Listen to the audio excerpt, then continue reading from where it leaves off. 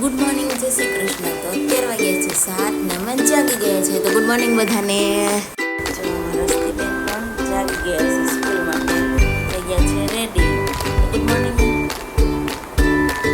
હાય guys, તો અમે જાય છીએ નીચે રિક્ષા માટે.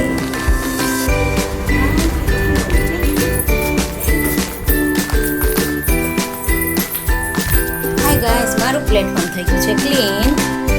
હે ગાઈસ, જો હસ્તીબેન કરી રહ્યા છે હોમવર્ક. તેનું આવ્યું છે નવું ટેબલ હોમવર્કનું.